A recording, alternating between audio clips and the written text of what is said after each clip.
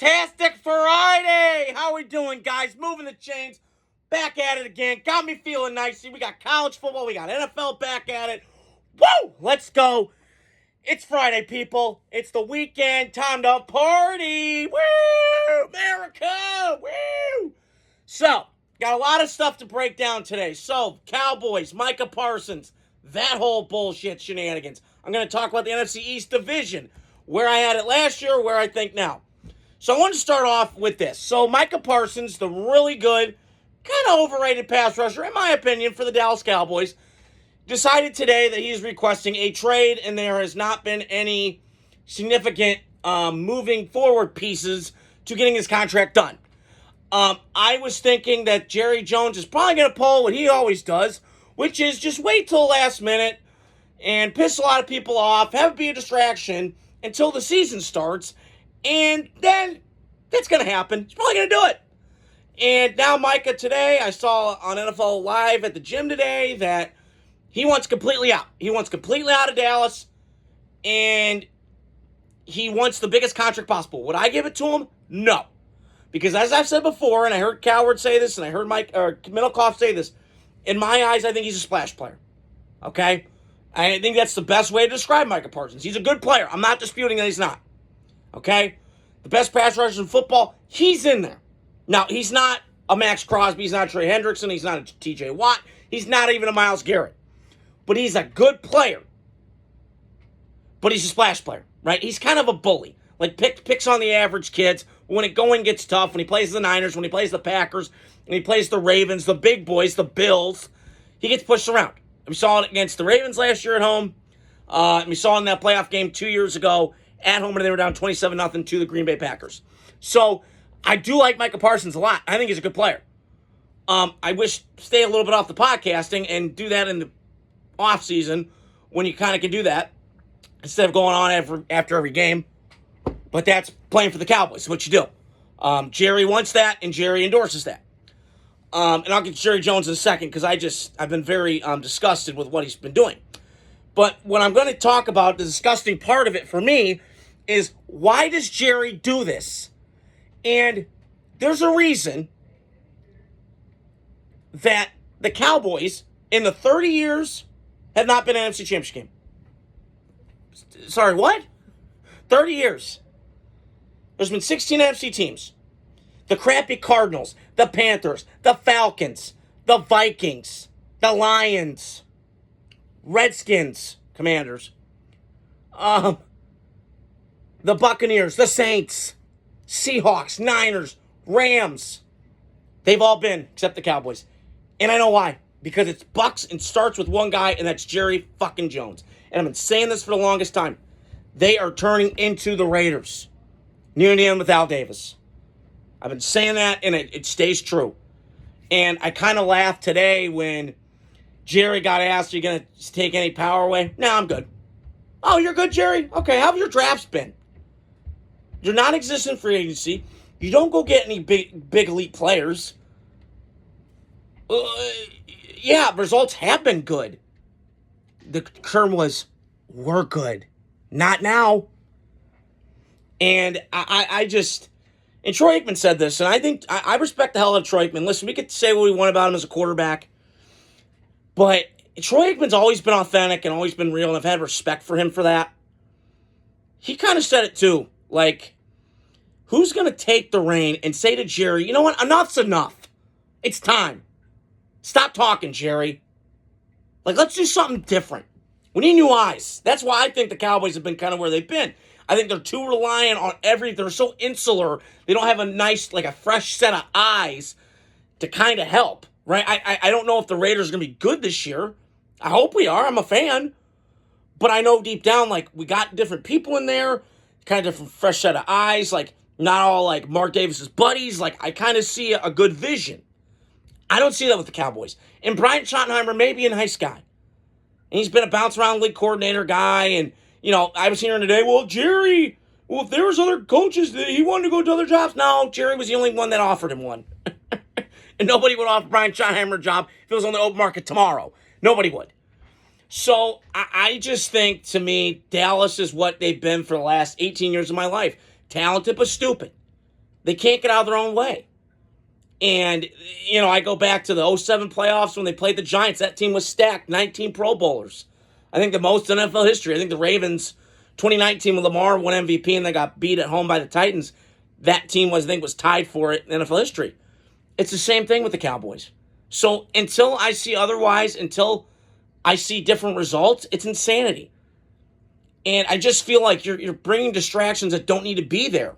Just get the deal done. Pay him what needs to be paid and move on. Why are you dragging this thing out? It's just annoying to me. But this is what the Cowboys do.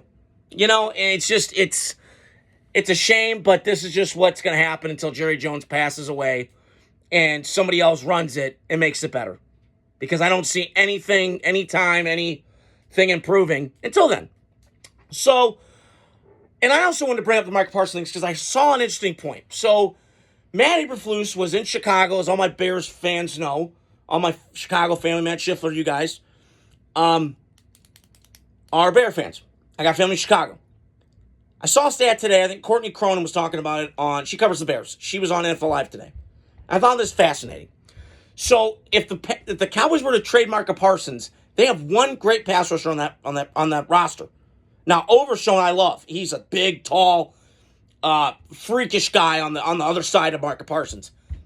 He's a beast, in my opinion. Now, I haven't seen a lot of body of work, but the stuff I've seen, I'm like, whoa. That's, okay, yeah. I know it was against Giants, but whoa, okay. Comes up my TV screen, right? And I guess Dallas last year was 30th in the league in pressure rate. And then they were 22nd, I believe, in blitz rate, sending the blitz in the NFL. And I think a lot of people in Chicago were pissed that Matt Eberflus didn't work, but it didn't work because Matt Eberflus is so see ball, get ball, and then win with your front four. Now, if they get rid of Micah, that's not going to happen. Now, even last year with Micah Parsons, he was out for a little bit with the whatever, injury he had. I don't remember what it was.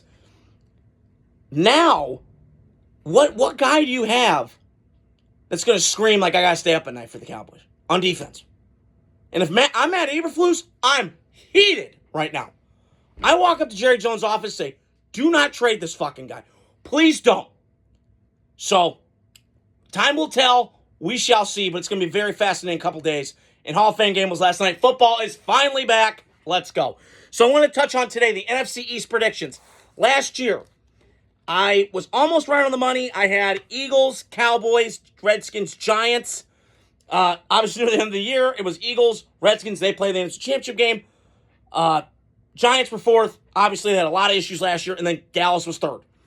So this year, I kind of have the same formula to me. I have it Eagles, Redskins, Giants, Cowboys. I flip-flopped it.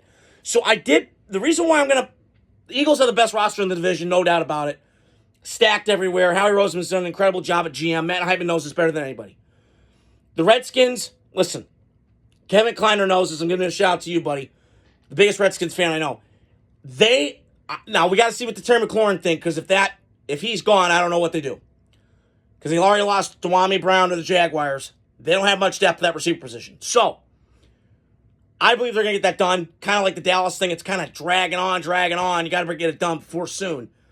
And I'd feel much more comfortable paying Terry McLaurin than I would Micah Parsons, because Terry McLaurin actually shows up in division games. Okay? He shows up against the Cowboys and the Giants and the Eagles, right? He's played big games. But not the best quarterback play. So, I think Redskins are right there. Jaden Daniels is coming off an incredible rookie year. We got to see what happens. Because Cliff Kingsbury, I don't blame this on the kid if he struggles. I blame this on Cliff Kingsbury. That offense kind of gets figured out. Second year, it's kind of had that happening. Chip Kelly, that kind of thing. But I'm all sold on the Redskins. Listen, they went all in. They believe their window's right now. Kind of like Detroit last year. Push it all in. Chips middle of the table. Over the top. I'm for it. The reason why I put the Giants third, Dallas fourth, I get the Dallas fourth in a second. I think the Giants are very, everybody's shitting on them. And I understand. Brian Daboll, Joe Shane, it just hasn't worked. They did go to the playoffs in 2022, a couple years ago, and they did win a playoff game. So they're more than capable of doing that. Brian Daboll, to me, is an excellent coach. I'm sorry, but the guy won with Daniel freaking Jones, for crying out loud, to a playoff game and won in Minnesota. Minnesota was the number one seed that year. So I already know enough about the abilities of Brian O'Connell, Brian Daboll, enough to go, yeah, this guy's elite. And he could mold any quarterback and get him into shape. He did it with Josh Allen. He's going to do it with Jackson Dart, I believe, at some point. And he's just going to get the best out of everybody. He got Tommy DeVito to play great a couple years ago. They beat the Packers on Monday Night Football. So this guy knows quarterbacks. He knows the offensive skill play. Now, do I love the Giants roster in totality? Not exactly. But I love their front four. Not as great as it was on the Super Bowl teams, but they have a pretty good front four, pretty good front seven. Got some linebackers I like. They like their corners. They have a pretty good defense. Their defense can play, man. Their offense just got to play better. And I still don't get why they cut Saquon Barkley. Is what it is. They live to regret that moment every day of the week, even on Sundays, okay? But I just have a gut feeling to me that the Giants are going to be much better. I do think Daboll, and we'll see what happens. I don't know.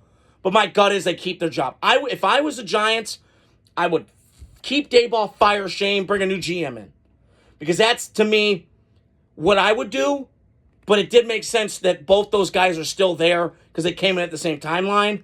That kind of matters when you kind of bring a new GM, a new coach in, like the Raiders, Pete Carroll, John Spike, they came at the right time, right? Nick Caserio, D'Amico Ryans came at the right time for the Texans. So that kind of does matter with the chemistry and stuff. And last but not least, I'm going to put the Cowboys. I don't see the momentum. Maybe Brian Chalmers is a good coach. I don't know. I just have a lot of doubt. Dak coming off the injury. The Micah Parsons contract, that's kind of weird. Their line should be better. It's always, the Dallas does a good job of drafting offensive lines. There's about three teams in this league. Packers, Patriots, Cowboys always draft offensive lines well. Probably Ravens I'll throw in there too. Max Lawson, give a shout out to you. So I just don't trust the Cowboys right now. I think there's too much weirdness going on there. The Micah Parsons thing. The division's getting better. Dallas had a 3-year window where they were crushing it against the Redskins and Commanders, getting a good, easy 4 wins. 6 wins there. But now I don't. I do not see them getting a bunch of wins against the Commanders or the Eagles. I just don't think the roster's on that level yet. And I think it's going to be a long time.